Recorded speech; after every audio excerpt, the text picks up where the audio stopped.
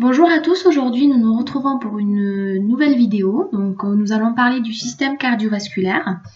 Ce système cardiovasculaire, c'est un vaste réseau circulatoire avec en son centre une pompe qui va fournir de la pression nécessaire à la circulation sanguine. C'est un circuit fermé. Le sang est continuellement pompé hors du cœur par un ensemble de vaisseaux et ramené au cœur par un autre ensemble de vaisseaux, donc ce sont les artères et les veines. Ce sont donc deux circuits totalement distincts. Le cœur, il est divisé longitudinalement en deux parties, le cœur droit et le cœur gauche. Le rôle de ce système cardiovasculaire est tout d'abord la distribution aux cellules de nutriments, qui sont donc les acides aminés, les vitamines, mais aussi donc de l'oxygène. Il va permettre également l'élimination de déchets produits par les cellules tels que le CO2 et le lactate, transporter de l'oxygène, du CO2 et des hormones. Donc ces hormones qui peuvent être soit de nature peptidique ou de nature lipidique. Si c'est de nature peptidique, eh bien, ils vont être transportés librement dans le sang. Mais si ce sont de nature lipidique, ils vont être transportés par une protéine porteuse qui se trouve dans le sang. Le système cardiovasculaire, il va jouer également un rôle très important, c'est la régulation de la température corporelle, du pH sanguin, également du volume d'eau et des sels minéraux. Donc c'est un système qui va permettre de participer à l'homéostasie, c'est-à-dire le maintien de certaines valeurs physiologiques à un niveau constant, tel que le pH, comme je viens de le dire, 7,35, 7,4 à peu près. Donc voilà, donc il y a plusieurs paramètres qui doivent être régulés, et donc c'est le système cardiovasculaire qui va permettre de jouer ce rôle. Maintenant, la configuration interne du cœur. Donc le cœur est divisé en 4 cavités par une cloison verticale et une cloison horizontale. Donc nous avons 2 cavités supérieures, ce sont les oreillettes. On parle donc de l'oreillette droite et de l'oreillette gauche ici. Et aussi donc de 2 cavités inférieures, ce sont donc les 2 ventricules. Donc on a un ventricule droit et un ventricule gauche. Les 2 oreillettes sont séparées par le septum interauriculaire, qui sont donc les cloisons, mais les 2 ventricules également sont séparés par un septum, c'est un septum interventriculaire. Les oreillettes vont communiquer au ventricule par les orifices auriculo-ventriculaires. Alors l'appareil valvulaire. Donc l'appareil valvulaire, il y a 4 valves qui vont empêcher le reflux du sang. Donc nous avons 2 valves auriculo-ventriculaires qui sont ici. Et donc, nous avons aussi 2 valves artérielles. Concernant les 2 valves auriculo-ventriculaires, nous avons donc la valve mitrale qui est ici, entre l'oreillette gauche et le ventricule gauche. La valve tricuspide qui est ici, entre l'oreillette droite et le ventricule droit. Et les 2 valves artérielles, donc nous avons la valve aortique, entre le ventricule gauche et le ventricule droit, qui est ici. Et la valve pulmonaire, entre le ventricule droit et l'artère pulmonaire. L'innervation du cœur. Donc le cœur va présenter une innervation autonome, intrinsèque, assurée par un tissu qui est le tissu nodal, qui est ici, donc le tissu nodal, et aussi une innervation végétative extrinsèque assurée par les nerfs cardiaques, nous avons donc le système sympathique et le système parasympathique. Donc parasympathique et orthosympathique ici. Donc l'innervation intrinsèque du cœur, il est formé par le tissu nodal qui va permettre le transfert à partir des pôles que l'on appelle donc les nœuds, ici, donc de la contraction des parois du cœur. Il est composé de fibres musculaires striées ou regroupées entre elles. Et donc l'organisation du tissu nodal est organisé donc de la manière suivante. Tout d'abord, le premier nœud, c'est un nœud sinusal, donc on parle également de nœud de Kite-Flack, qui donne la fréquence de base qui est 120 battements par minute sous le contrôle du système extrinsèque.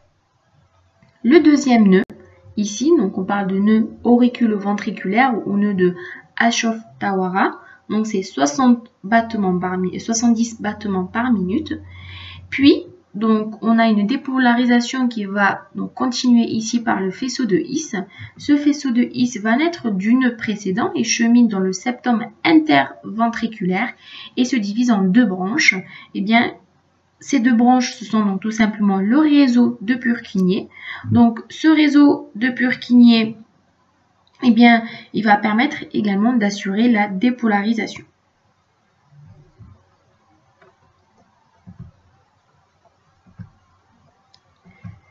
Alors, les artères maintenant coronaires.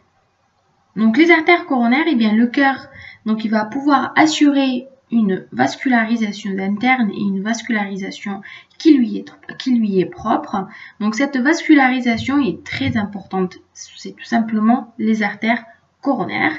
Donc, il existe deux artères coronaires qui sont ici, qui vont naître à partir de l'orifice de l'aorte. Donc, on parle de l'artère coronaire droite et de l'artère coronaire gauche. Et bien tout simplement ces artères vont jouer le même rôle qu'une autre artère normale, c'est-à-dire la distribution donc de l'oxygène, des nutriments au cœur, puisque le cœur c'est un muscle qui est donc le myocarde, mais également on a des veines qui vont pouvoir récupérer des déchets et les éliminer. Maintenant, l'activité électrique cardiaque peut être suivie à partir de la peau. Donc, le cœur va être exprimé, le tracé, on va dire, électrocardiogramme du cœur se présente de cette manière. Alors, qu'est-ce qui se passe? Eh bien, tout d'abord, le sang va arriver passivement, on va rentrer au niveau de l'auricule, ici, d'accord? Puis, va assurer une dépolarisation au niveau de l'atrium, c'est-à-dire au niveau des deux auricules, c'est l'onde P. Donc, il se présente ici. Puis, le sang va continuer, va arriver passivement dans les ventricules et la pression au niveau des ventricules va augmenter petit à petit. Une fois que les ventricules vont arriver à une pression supérieure à la pression des oreillettes, nous allons observer une dépolarisation qui est donc la contraction des ventricules qui se présente par l'onde, par l'électrocardiogramme QRS qui est ici, c'est la systole ventriculaire. Puis, une fois que le sang est éjecté, le ventricule va se reposer, entre guillemets, c'est une repolarisation et c'est l'onde T qui se présente ici. Et à partir de là, eh bien, nous allons revoir le cycle. Donc, on a le sang qui va rentrer par les oreillettes tranquillement, puis va rentrer au niveau des ventricules. Les ventricules vont se contracter, une dépolarisation et ainsi de suite. Donc, ce tracé est très important, c'est l'onde PQRST. Donc, P, c'est la dépolarisation des auricules et QRS, c'est la dépolarisation des ventricules. Et T, c'est la repolarisation des ventricules, c'est-à-dire la diastole qui représente le repos du cœur. Maintenant, les mécanismes de régulation de la pression artérielle. Donc, les mécanismes de régulation sont de deux types. Tout d'abord, nerveux, c'est la vasodilatation par le nerf vague avec un ralentissement de la fréquence cardiaque. Humoral, c'est-à-dire par production de substances chimiques qui vont se diffuser dans tout l'organisme et agir ainsi à distance. Par exemple, l'adrénaline et la noradrénaline qui sont produites par les glandes médulosurrénales vont entraîner entre autres une accélération du cœur et donc augmenter la fréquence cardiaque. Le système rénine-angiotensine entraîne une vasoconstriction des artères rénales ainsi pour augmenter la pression artérielle et aussi donc des hormones antidiurétiques qui sont donc ADH ou la vasopressine, qui est donc un peptide produit par la neurohypophyse. Et donc cette hormone va permettre de absorber l'eau et donc augmenter la volémie et par conséquent augmenter la pression artérielle. Donc tout d'abord la régulation à court terme, eh bien c'est le système nerveux autonome qui va jouer son rôle par les deux types de systèmes, sympathique et parasympathique. Son action s'exerce par le biais de baroréflexes dont les deux composantes artérielles et cardiaques agissent pour tamponner les fluctuations de pression artérielle. Également, donc on a la cinétique extrêmement courte, c'est quelques secondes puisque c'est une régulation à court terme. Maintenant, la régulation à moyen terme, eh bien c'est quelques minutes à quelques heures, fait surtout intervenir les régulations hormonales par leurs effets vasomoteurs systémiques, l'angiotensine 2, les facteurs atriales, natriurétiques. Et enfin, donc, on a une régulation à long terme. C'est la régulation à long terme qui va s'exercer essentiellement sur la volémie. Elle fait intervenir un grand organe très important qui est donc le rein.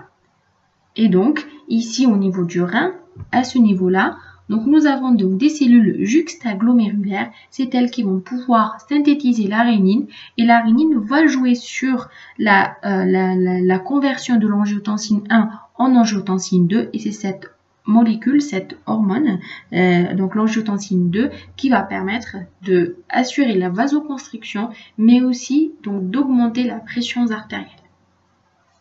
Donc voilà pour ce petit topo sur la pression artérielle. Donc merci pour votre attention et à très bientôt.